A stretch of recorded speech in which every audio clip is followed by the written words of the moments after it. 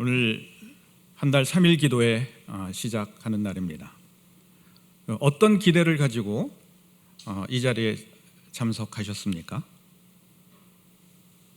그냥 매달 한 달 3일 이렇게 드리는 것이니까 그냥 기도하는 그 자리다라고 생각하고 오셨나요? 우리 목사님께서 이렇게 담임 목사님께서 이 3일 기도를 하시는 이유가 뭘까? 하나님께서 우리가 11조라는 것은 가장 첫 열매를 드리는 겁니다. 첫 열매를 드린다는 것은 전부를 드린다는 거죠. 저희도 이 한 달을 살아가면서 이 3일의 첫 열매를 시간을 드림으로써 이 한 달 전체를 내가 주님께 드리는 시간으로, 그리고 그 함께 한다는 마음으로 이 3일 기도회를 참석하는 겁니다. 저도 이 3일 기도회에 이렇게 참석하면서 기대하는 마음이 있었거든요. 기대하는 마음이 있어서 좀 더 이렇게 일찍 오려고 택시를 잡으려고 하는데요, 30분 40분 되는데도 안 잡히는 거예요. 제가 이렇게 속으로 큰일 났다. 이 버스를 타고 오면은 딱 여기 한 5분 전에 이렇게 10분 전에 도착할 수 있는데, 제가 한 3, 40분 전에 이렇게 도착하려고 택시를 잡는데 안 잡히는 거예요.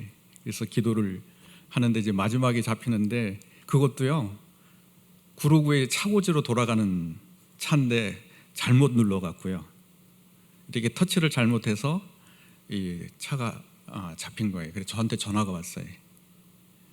제가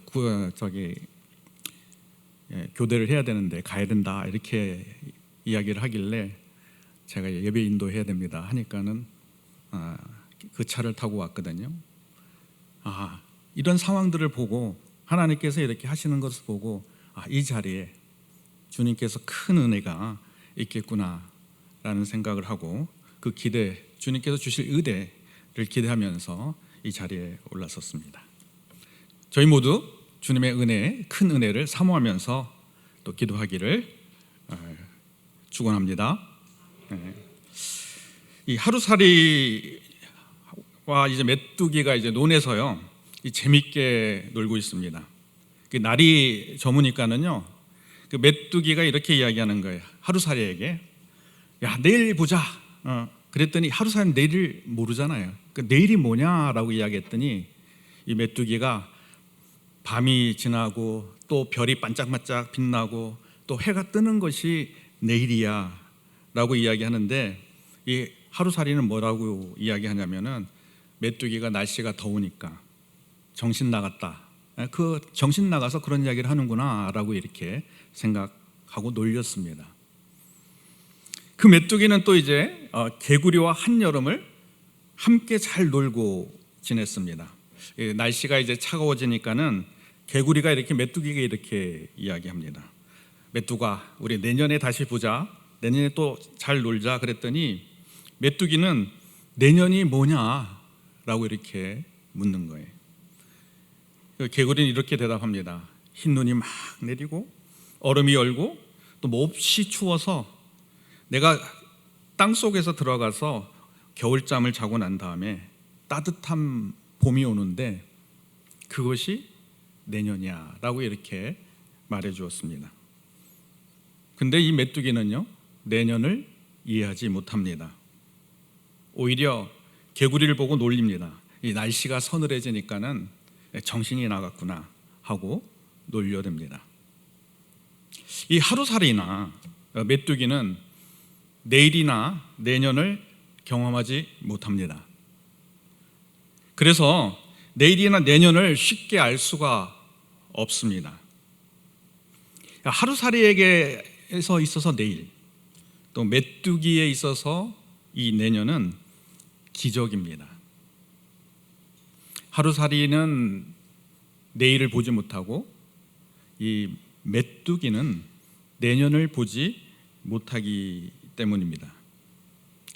그러나 하루살이가 이제 내일을 보지 못한다고 해서, 또 메뚜기가 내년을 보지 못한다고 해서 내일이나 내년은 없는 게 아니에요. 실질적으로 존재하는 사실입니다. 이와 같이 이 부활도 존재합니다. 그러나 이 부활은요, 이 과학적으로 또 이성적으로 생각하면은 맞지 않는 이야기예요. 일어날 수 없는 이야기입니다. 그래서 부활을 믿지 않는 사람들이 많이 있습니다. 한동대학교 전 총장님이신 돌아가신 김영길 총장님께서도 이 성경의 기적들을 믿지 못했습니다. 이렇게 프로필을 보면은 서울대 공대 금속공학과를 졸업하고 첨단 금속 소재를 연구해서 미 나사 항공우주국에서 근무를 했는데 그것이 원래 김영길 총장의 꿈이었다고 합니다. 근데 그곳에서 이제 그 많은 사람들이 이제 믿으니까 처음으로 이제 신앙생활을 하게 됐는데 성경을 아무리 봐도 읽어도 과학적으로 설명할 수 없는 부분들이 많고 또 김영길 총장 자신도 과학자이니까 이 성경 자체의 기적들을 믿지 못했습니다. 그러나 이 상부 세계에서 일어나는 거 있잖아요. 근데 상부 세계에서 일어나는 일들을 하부 세계에서는 상부 세계를 설명할 수 없다는 그 물리학 이론을 접하게 되자 이제 성경에 대한 기적을 믿게 되기 시작합니다. 그러니까 이제 예수님의 죽으심, 그리고 죽으신 건 다 아닌데 부활하신 거에 대한 사건을 믿게 되고 그리스도인이 됩니다. 예수님의 십자가와 부활을 믿고 난 후에 이 김영길 총장의 삶은 아주 달라집니다. 오늘 본문을 읽으면서요, 부활을 믿는 우리의 삶이 어떻게 달라질까? 어떤 삶을 살게 되는가라는 질문을 하게 되었습니다. 그래서 오늘 그 말씀 제목을요, 이 부활신앙으로 달라진 세 가지, 부활신앙으로 달라진 삶 중에 삶의 세 가지라는 제목으로 말씀을 전하려고 합니다. 이 고린도전서 15장 21절 22절 말씀을 함께 보겠습니다. 사망이 한 사람으로 말미암았으니 죽은 자의 부활도 한 사람으로 말미암는도다. 아담 안에서 모든 사람이 죽은 것 같이 그리스도 안에서 모든 사람이 삶을 얻으리라. 이렇게 말씀하고 있습니다. 그리스도로 부활로 죽었던 사람이 새 생명을 얻는다고 말씀합니다. 죽음 가운데서 살았던 삶이 이제 생명 가운데서 사는 삶으로 삶이 변화된다는 말입니다. 이 부활로 인해서 다른 삶을 산다는 뜻이기도 합니다. 이 그리스도는 그리스도의 부활을 믿기 전에는 삶이 죽음을 향해서 달려가는 것이었지만 그리스도의 부활을 믿은 후에는 그 삶이 생명이 넘치는 삶을 향해서 달려간다는 것입니다. 그리스도의 부활을 믿기 전에는 어둠 속을 걸어가는 인생이었지만 그리스도의 부활을 믿는 후에는 우리는 빛 가운데 걸어가는 인생으로 바뀌는 것입니다. 하루살이의 삶이 이 메뚜기의 삶으로 바뀌는 것처럼 또 메뚜기의 삶이 이 개구리의 삶으로 바뀌는 것처럼 달라지는 것입니다. 이것이 성경에 말씀하시는 부활 신앙입니다. 이 부활 신앙으로 부활을 믿음으로써 어떻게 달라지는지 고린도전서 15장 20절 말씀을 한번 보겠습니다. 만물을 그에게 복종하실 때에는 아들 자신도 그에게 만물을 자기에게 복종하게 하신 이에게 복종하게 되리니 이는 하나님의 만유의 주로서 만유 안에 계시려 함이니라. 그리스도의 부활로 인해서 하나님께서 이 만유의 왕이 되신다라고 이렇게 이야기를 합니다. 조금 생각해 보면은 이상하지 않습니까? 하나님은 전 우주의 왕이십니다. 그리고 이 하나님은 모든 삼라만상의 주인이시고 창조자이십니다. 그런데 이 성경은 뭐냐면은 부활로 인해서 어떻게 되냐면은 하나님의 만유의 주로서 이렇게 된다고 말합니다. 그거는 이 세상의 다스림에 대해서 하나님께서 우리 인간에게 그 다스림을 맡겼기 때문입니다. 근데 이 세상에 대한 다스림을 인간에게 주었는데 그 다스림을 받은 인간은 어떻게 되었습니까? 그 다스림에 대한, 세상에 대한 다스림에 대한 권세를 선악과를 먹음으로 해서 그 권세를 사탄에게 빼앗겼습니다. 인간은 하나님의 다스림, 하나님께서 받은 그 다스림의 권세를 지키지 못하고 이 사탄에게 넘겨주게 된 것입니다. 이 사탄에게 넘어간 이 세상의 다스림의 권세를 예수님께서 십자가에 죽으시고 부활하심으로써 다시 찾아오셨습니다. 하나님이 왕이신 삶이 회복이 된 것입니다. 요한일서 3장 8절 말씀을 한번 보겠습니다.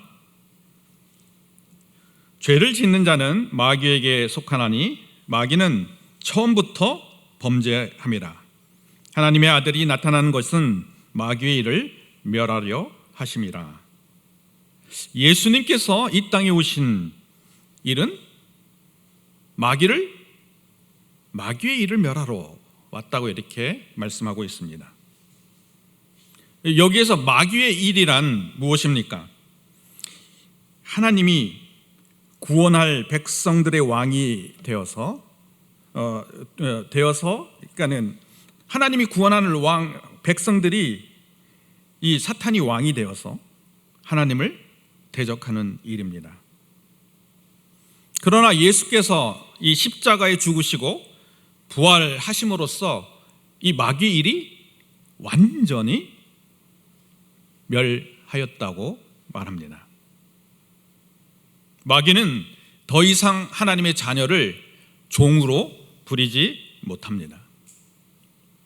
이 죄에 빠져 사탄에게 조종당하지 않기 때문에 이 하나님의 자녀는 더 이상 마귀를 왕으로 따르지 않고 하나님을 왕으로 따르게 됩니다. 하늘에 있는 하나님 나라가 우리에게 임하였기 때문에 우리 삶의 주인이 하나님이 되십니다. 하나님 나라를 경험하면서 삽니다. 우리를 온전하게 다스리는 하나님과 동행하며 사는 기쁨이 넘치는 삶을 살게 되는 것입니다. 이 고린도전서 15장 30절에서 31절 말씀을 보겠습니다. 또 어찌하여 우리가 언제나 위험을 무릅쓰리요? 형제들아, 내가 그리스도 예수 우리 주 안에서 가진 바 너희에 대한 나의 자랑을 두고 단언하노니 나는 날마다 죽노라. 이 하나님 나라에 있으면서 있는 일은 위험을 무릅쓰는 일이고 또 날마다 죽는 일이 있습니다. 왜냐하면 사탄이 우리가 가진 우리 마음 안에 있는 이 하나님 나라를 빼앗으려고 우리에게 고통과 고난, 아주 힘을 다해서 우리를 대적하기 때문입니다. 부활을 믿기 전에는 저희들의 삶 속에는 고난과 고통이 있었습니다. 그러나 부활을 믿고 난 후의 삶의 고난과 고통은 기쁨이 넘치는 기쁨으로 그 고난과 고통을 넘어가게 됩니다. 고난에 넘어가지지 않고 승리하는 삶을 살게 되는 것입니다. 이 부활신앙으로 달라진 삶은 고난에 더 이상 넘어지지 않고 고난에 맞설 수 있고 이 고난을 맞설 수 있는 기쁨이 내 안에 있다는 것입니다.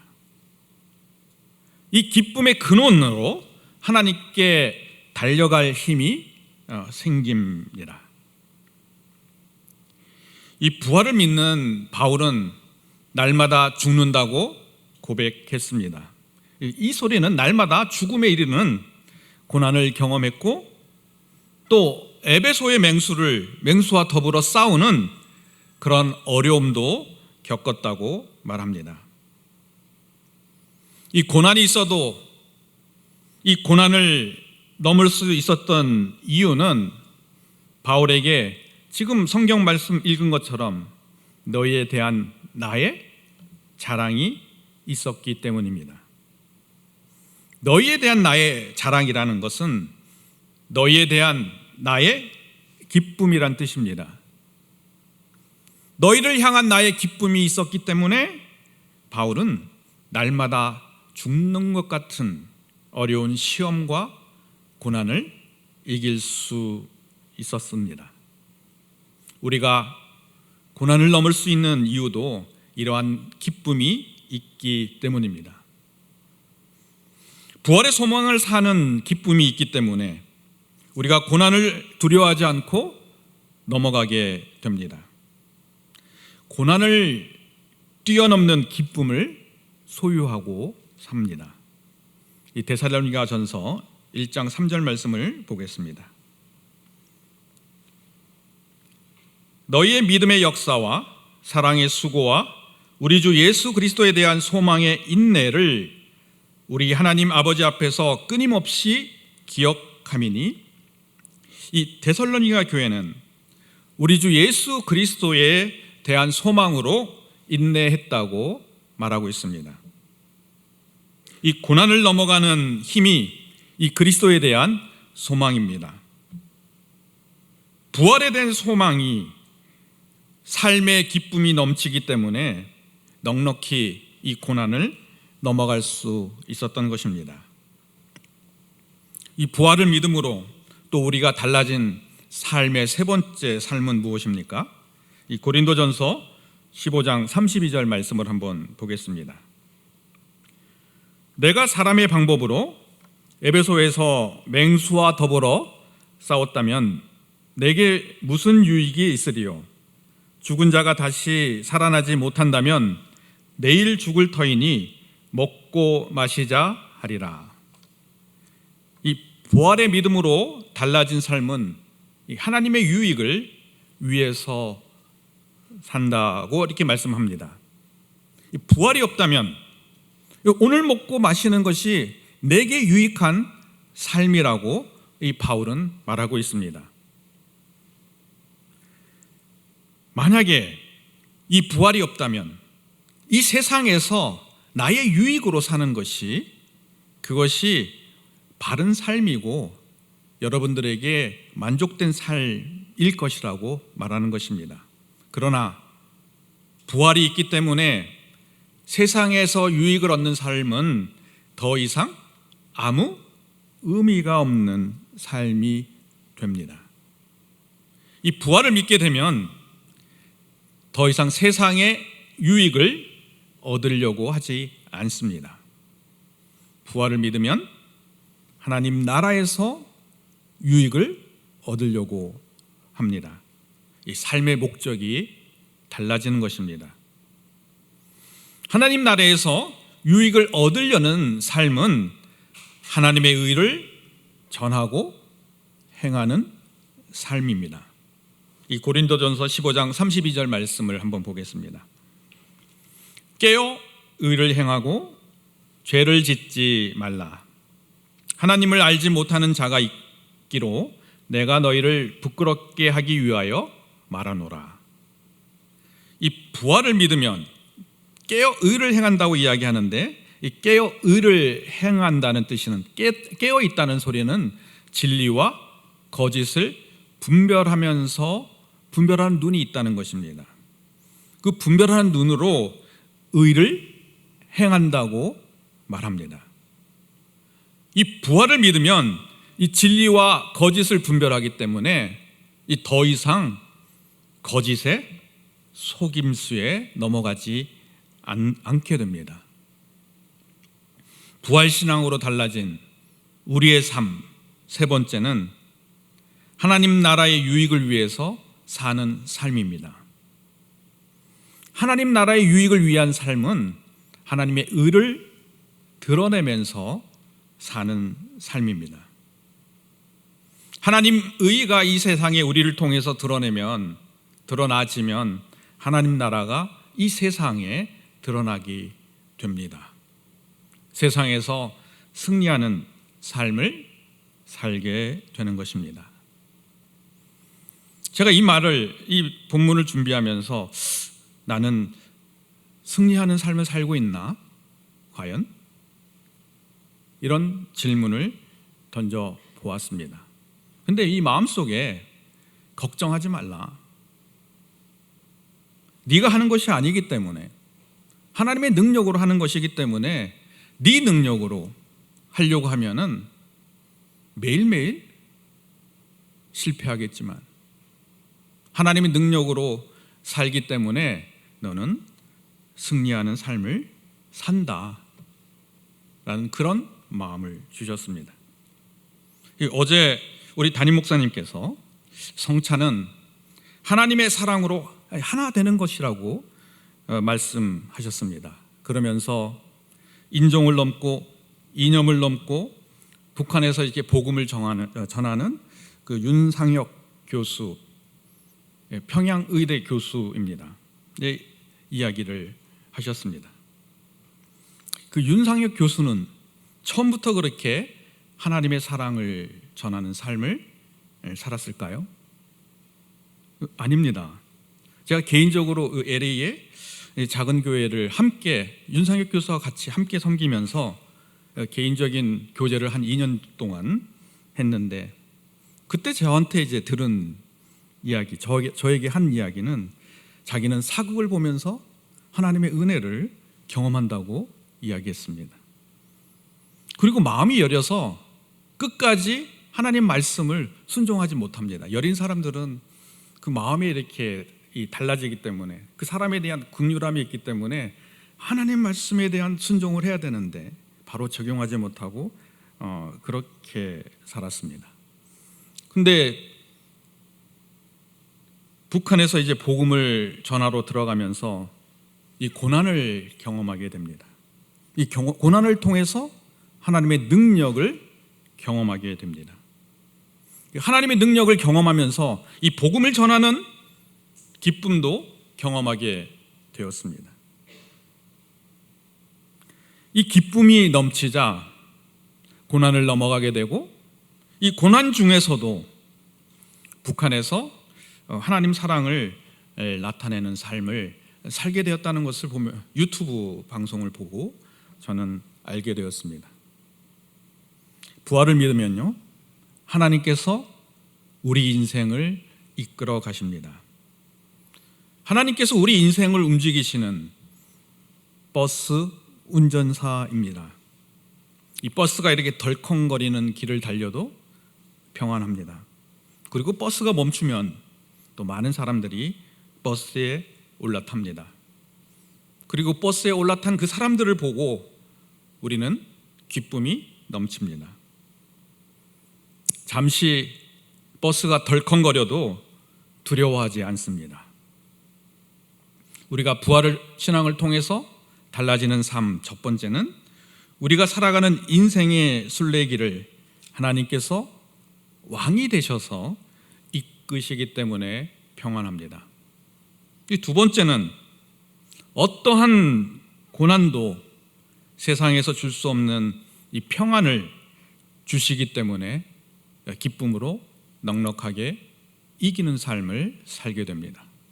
마지막으로 어떠한 위험 속에서도 성령의 능력으로 하나님의 사랑을 전하는 삶을 살게 됩니다.